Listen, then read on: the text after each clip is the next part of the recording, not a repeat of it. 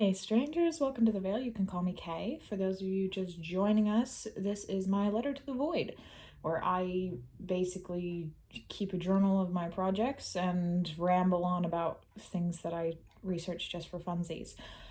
Fair warning for anyone, really, whether you're familiar with me or not. I have a bottle of Monster mixed with lemonade. I have about 2 weeks worth of moral philosophy discussions running through my head, and I have an hour before I have to be anywhere. So this might turn long. If it does, I do apologize. So, in the last week, project-wise, I've returned to a cardigan that I'm working on making. This is going to be the sleeve, isn't it pretty? This is back from when I took a yarn dyeing course thing. It was like a day-long activity, and so I dyed this yarn, and it's so pretty. And so I didn't dye the black, but everything with colors I did. So I'm making a cardigan. It's also very thin yarn, so it's taken a very long time. So that is what I'm working on today. I did finish the cardigan from my last video. I also completely forgot to post pictures of it, so I will do that eventually. If you want to see pictures of the projects or random photography, you can follow me on Insta. But moral philosophy. This past week, I have been listening to a lot of different things and reading a lot of different things. It's been a fun time. I enjoy going on kind of topic tangents, and they tend to pop up wherever I start looking into them. So this started, there was a train of thought. It went off the rails, but there was a train. And this started with the podcast by Dan Carlin, Hardcore History. My dad recommended that I listen to it because he thought I would enjoy it. And so I started listening to it, and he was right. I thoroughly enjoy it. It is so fascinating. For those of you who are unfamiliar, Dan Carlin claims not to be a historian, but he goes and he reads everything from historians, and he puts together this beautiful story. He is a fantastic storyteller. He tells you both sides of the story, but you also get a lot of context, a lot of moral questions, and he makes some really interesting points. And so I've been thoroughly enjoying listening to him. I would highly recommend the podcast if you want to give it a listen. But yes, so I've been listening to that. And from that, I ended up... There was a thought process behind it. I promise this is going to sound really random. I ended up re-listening to a book that I read for a scholarship application at one point called The Precipice, Existential Risk in the Future of Humanity. It's by Toby. And the first time I read through it, I thoroughly enjoyed it. I thought it was absolutely phenomenal. Again, really interesting points when it comes to humanity and the focus that we have and where we're going. And so something that Dan Carlin had said, it kind of made me think of that book. And so I listened to that book. And then right next to it in my Audible, because I share an Audible with my family, right next to it was the book How to Destroy America in 3 Easy Steps by Ben Shapiro. And I was like, that sounds neat. Let me listen to it. And it actually ended up kind of going along with the tangent that I was on. And so I really enjoyed listening to that. He makes some fascinating points about culture and society and the way that the world looks at history and future. And so that was really interesting. And then this is a long-winded tangent. I haven't finished it yet, but I've been really enjoying it. I started reading Mere Christianity by C.S. Lewis. And it's a book that I've wanted to read for a while. I am a devout Christian. I love studying moral philosophy in the eyes of Christianity and kind of seeing how the two work together. And it's fascinating. And so those are my 4 main sources for my tangent this week. And like I said, there's been a lot of thoughts. I've been going through this for about 2 weeks with just trying to compile everything, and it's a hot mess. And as I was making my notes, I was like, this may take longer than normal. So if it goes too long, I might pause it and I'll come back to the topic again. I'll do like a double video, but we'll see how we get on. Yeah, fun times. So Dan Carlin, when he starts out, or when I started listening to him, one of the things that he talked about was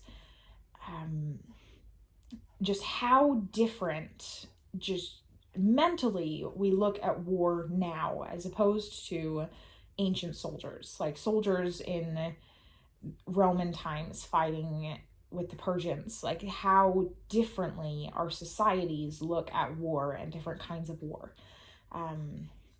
Because if you look at the Spartans, they were raised in this society where you were expected to become a warrior, you were expected to become a killer, and that was the expectation, where you were raised with the expectation, okay, you are going to grow up and you are going to kill people. That is what you're going to do.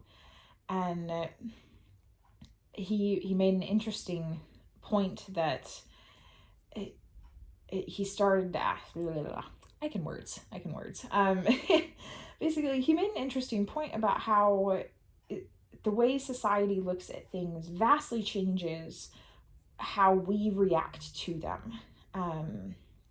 Because there are some things in war that are forever. Like you hear things about different kinds of PTSD or reactions to stress that are forever, but at the same time, you get these soldiers in ancient Sparta, and you kind of have to wonder whether or not they have the same symptoms mentally as soldiers today, based on how they were raised in society and the expectations that they had. And so I thought that was a very interesting question to make. And then in a couple episodes later, this was one of my favorite ones actually, he started talking about, I believe the episode was called Painfotainment, and it was about the history of using execution and torture as a form of entertainment in the public, like as a public event. And so you get public executions, you get torture, you get the Roman Colosseum, and it's been going on for ages. And so he talked about how society could have been in that point, like how morally they looked at things like that. And that was absolutely fascinating, because as he was talking, there were a couple of things that I noticed. First of all, in any situation that had to do with causing another person pain and using that as a form of entertainment, which governments tried to use it as a form of threat, if you do this, then you'll be tortured in front of the entire town. And it kind of backfired on them. Like, it didn't really do what they thought it would do.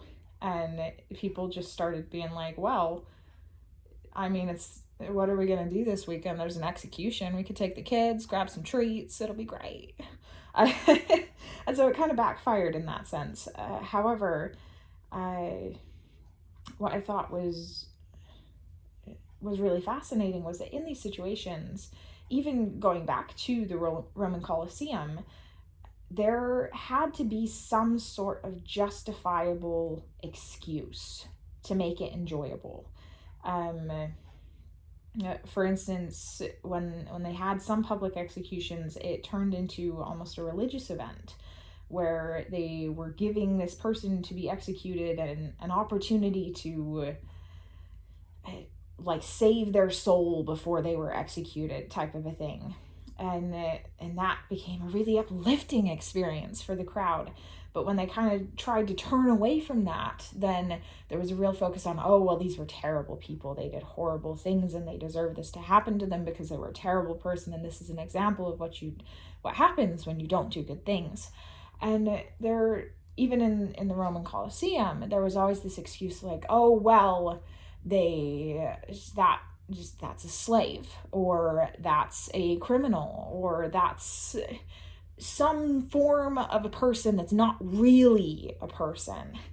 And so while people actively enjoyed these events, I thought it was very interesting that philosophically there was a need to have a distance, a need for that person getting hurt to not really be a person. One thing that's been really on my mind as I've been listening to these things is this straw man fallacy, where you build up this fake image of a thing in front of whatever you're looking at that's easy to tear down. So you, in your brain, you say, oh, well, that's not, like, that's obviously, it's evil and it's never going to be good, so it deserves to be torn down. And that's the kind of mentality that people had when they're looking at people being tortured and executed and they're going for their entertainment. It's so much easier to have it be enjoyable if in your brain it's not real. It's not a real person. They aren't really getting hurt. It's fine. And so I thought that was fascinating as I was listening through.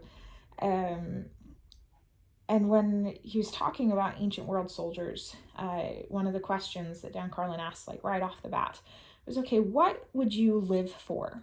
Like, top of the list, what do you live for? And then he followed it up with a very interesting question. What would you give everything for? Because sometimes in our life, we are required to sacrifice some of the things on the list that we would live for in order to have one thing on the list that we would give everything for. And we have to sacrifice some of the other things on our list. And that was very, very interesting. Just, yeah, thinking about that. It was fascinating, because you have all of these soldiers, and we still have soldiers who fight for reasons like freedom and family and love and religion. But what happens when you have to give up your family and your freedom for your religion? Or you have to give up your freedom for your family, or you have to give up your family for your freedom. It's an interesting kind of give and take, because I know for me, the things I would die for, top of the list, my relationship with God, my family, and my freedom. Those are the top of my list. But if I have to give everything, then I would say God. I would give everything for God, because in the eternal scheme of things, I know that if I give up everything for God, then he will, I'll get it back. Everything can be made right through the plan that God has. And so if I have to give up my freedom and my family and my love and everything else in order to keep that relationship with God, then that becomes worth it. But it's different for every person, our priorities and where we want to be in the grand scheme of things. And so I think it's very interesting to consider that when we consider moral philosophy, because we all have different things that drive us. And when you look at ancient soldiers or people going to public executions, you do also have to consider, okay, what were they living for? What was their goal? And in society, how were they taught to reach that goal? Because that will vastly change the way that they look at their circumstances and the way that we look at their circumstances. And they're different as time goes on. And so I started out with Dan Carlin's, like, way back in history, this, like, ancient times. This is what we're looking at. And then I went on to look at kind of more modern times, what we're looking at today. And this is where it gets wild. So, Existential Risk in the Future of Humanity. Toby, fantastic book. He is basically talking about how in our world today, humanity has progressed to a point where the only thing that's going to destroy humanity reasonably is probably our own actions at this point. He makes an interesting point, one that Dan Carlin makes as well, when he's talking about atomic weaponry, about how we as humanity have progressed to a point where it's kind of a touch and go as to whether our morality has progressed at the same rate as our technology. And it is, obviously I'm wording this in my own words. I'm wording it in my own words. But that's the general gist of things, is that we are progressing as humanity, but we might be like going so fast that we're having trouble keeping up with ourselves. And we see that with atomic weaponry. We see that with AI. And we have these really deep questions like, okay, if we have these things, can we morally face the repercussions of having these things in our lives, having these things available to us? One thing that Toby Ward points out is that we spend more money buying ice cream than we do on things that will keep humanity alive for longer.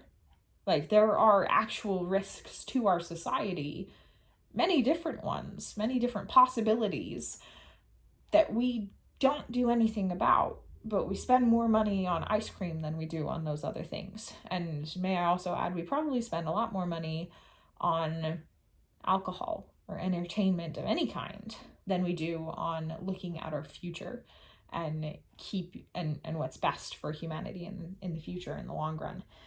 I can't say that I'm completely innocent. I can't say I'm innocent at all in that regard. But it is an interesting point. And in reading that book, I mean, his approach is very scientific, but again, when I look at scientific approaches, I do tend to also take a religious look at things. And as Toby Ord was talking about this, I also took a look at some of the values that he talked about. And one of those ideas was that we owe our ancestors for what they've given us. And because we owe them for what they've given us, we pay it forward. We try to make the world better for the people who come after, because our ancestors did that for us. That's the idea, anyway. However, when you look at C.S. Lewis and Ben Shapiro and these kind of more religious takes on things, you find that in society today, people don't want to pay it forward. There's very much a focus right now on doing what's best for yourself. Just, serving number one, what's best for me. And that outlook is destroying society. And it's really not a good look for our future, if I'm going to be perfectly honest with y'all. Because when we only care for ourselves and we have no obligation to our ancestors for what they did for us, we have no obligation to the future because it really doesn't matter, then all of a sudden it's a lot easier to do those things that will destroy humanity. Because if there is no future, or no future that you care about, then why would you do anything to save it? Again, Toby Ord takes this from a very scientific point of view, a very logical point of view. But when you look at those things, that owing our descendants and owing our ancestors does come from a very religious view. It comes from the view that there's more to life than just us. Like, you don't live and die and that's it. The end, nothing matters. It's not a survival of the fittest. When you look at things in a religious context, that means that there's a bigger picture, that there is something after this, and there's something that you're working towards that's not just living to work. And having this kind of selfish outlook in society that says, well, you live and you die and that's it, so you might as well just do whatever makes you happy. It leads to a dangerous place to be. Case in point, there are people that I've heard very genuinely saying that morality is subjective, that morality is non-existent. It's decided by the individual. And ironically, it's those same people who will turn around and scream in someone's face if they disagree with what they're saying. Because if morality is subjective and what I say is right and what you say is right, then there's really no point in getting angry about it, is there? Which is a point that C.S. Lewis kind of approaches in the very beginning of his book, or in his talk, I suppose. It didn't start out as a book. When he talks about, if morality is subjective, then nothing matters. Then there is no right, there is no wrong. Whatever you do does not affect anything long term, and you can just walk away. However, innately in humanity, we have this ingrained idea that there is a right and a wrong. And we might disagree on what that is, but we definitely know that there is a correct way of doing things. Sorry, this one's gonna be long. We're just going for it. So there is a correct way of doing things. When we talk, when we act, there's definitely something in us that says, no, I should definitely be doing this differently. Like, I should be doing that. That is something that I should do. And to be fair, living with that, oh, well, I should do this, I should do that, I should do this, is not always the healthiest way to go, because sometimes we can go overboard, and I will acknowledge that. However, having that ingrained idea, in my church we call it the light of Christ, where inside of each of us there is some eternal remnant of our memories from the world before this, and we do remember that there is a right, there is a wrong, and that little voice in the back of your head that says, maybe don't shoplift, maybe don't say that mean thing. That little voice is the light of Christ. It's the thing inside us that knows right from wrong. It's the thing inside us that's eternal. And we all have that. Everyone has a little bit of that eternal in us. And it tells us that there's definitely a better way of doing things. And interestingly enough, that is what a lot of modern day society is trying to erase. They're trying to say, nah, that little voice, it's all society made. It's all society made, and we can just tell it to shut up. It doesn't matter. But when you look at that is very interesting, because you can make the argument that, oh, well, our morality is built by the society that we're raised in. Look at the Spartans. Look at the Assyrians. The horrible things that they did is because it was normal. We built this into our society. And you can make that argument. But I would counter that argument by saying, okay, if society has made up this idea of morality, then why do we have to make these excuses for ourselves to justify doing things that later on people will look back and say, wow, that's kind of messed up? Why did the Romans have to say, oh, well, they're a criminal. They weren't really like a good, upstanding person. They deserve it. Why do we have to justify those actions in order to make them good, in order to make them okay? And I think that is just, I mean, it's a way of looking at it that says maybe society has always been trying to match the correct, and it's just really hard to do sometimes. Because sometimes society says something is okay, and it's definitely not. Because there was a time where everyone on the planet was practicing slavery. It's you'll get people who argue that it was specific groups of people, but when it comes down to it, most everyone had slaves at some point or another from varying places on the earth.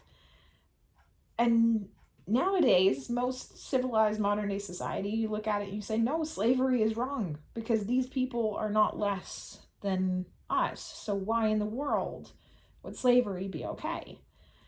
And sometimes society is messed up. Sometimes society is wrong.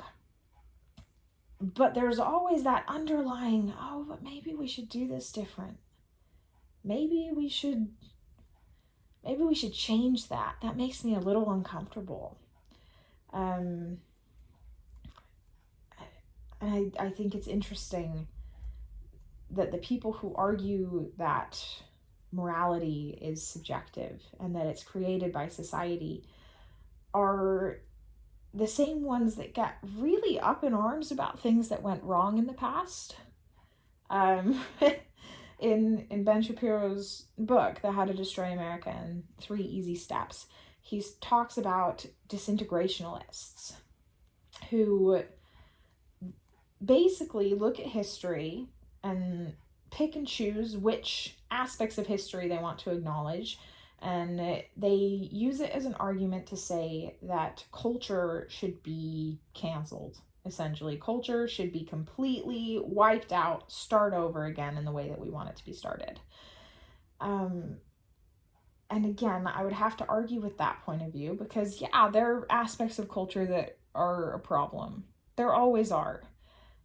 However, just because one aspect of a culture is problematic does not mean that every aspect of it is. Just because one part of someone's history is bad doesn't mean that they are inherently a bad person. Can we look at the people who went to public executions and say, well, they went to public executions and they enjoyed it? They must have been terrible people. And the answer is no. They lived in a society that had some different views. They had a different goal for the end of their life. They learned different things, and they acted differently than I would with my knowledge in that situation, because they were living with their knowledge in that situation. And when we look at history, we have to be able to acknowledge that there are different points of view, that they were coming from a very different place looking at it than we are coming from. And so when you talk about disintegrationalists who want to just destroy American culture, I'm looking at American, but there are people like this everywhere, who say, well, they had these horrible things happen in their history, and so we should just completely destroy it and restart in the way that we want it to look. However, that in only focusing on the bad parts, and only the bad parts that you want to acknowledge as well, you suddenly lose a lot of the point. There's so many good things that you're ignoring. You can do that with a culture. You can do that with a society. It's a fascinating thing to read about and listen to these things and really think about how it applies to each individual. I am a fairly conservative person. I am very traditional. I think that's okay. I still try to be very respectful and kind to whoever I meet, regardless of whether or not they disagree with me. But I have had people who talk to me, and we've had a really nice conversation, and then when I mention, oh yeah, well, I'm conservative, I'm traditional, these are some of the things that I think, I've had people tell me that if they had known that starting out, then they never would have spoken with me. They never would have even considered it. And a lot of that goes back to the straw man fallacy, where in society, we take these things that we want to attack, and because we can't look at all of it and say, yeah, the entire thing is bad, let's tear it down, we take bits and pieces, we take the worst pieces, and we build up a target, and we say, here are the worst things, that's that. We say, here's that group of people, here are the worst of that group of people, therefore the entire group needs to go. And again, we try to justify it. Just like those people at public executions, we say, oh, well, they're horrible people. They're trying to destroy society. So they gotta go. They just gotta disappear. We use the same mentality. We use the same excuses in our brains. And I think that's really interesting that in a world where if you just talk to people, if you talk to individuals, chances are you can come to some sort of an agreement. You can find some sort of underlying, okay, we have the same goals. We're going about it in different ways, but we have the same goals. If you just sit down and talk. That's not to say I won't argue, because I can debate with the best of them. I'm not going to lie. If you say something and you are wrong, I'll tell you. I'll be polite about it, but I will stand for my beliefs. Like I said, my beliefs are one of the things that I will give everything for. But, most people would. And when we're all coming from that perspective, I think it's important to remember that little voice in our heads that's saying, maybe we try to be kind as well. That little voice is coming from somewhere important. It's not something created by society, because society right now is saying that anyone who disagrees with you is evil and you should just live your life and it doesn't matter who it hurts. And so that little voice in your head that says, maybe we have a conversation, maybe we try to understand, that's coming from somewhere a little bit more eternal, I think. I am rambling. I don't know how much of this is going to make sense, but I'd be interested to hear your thoughts. I do enjoy talking. I enjoy discussing matters of importance. I hate small talk. I feel like it's too shallow. I'd much rather do a deep dive into things that really matter.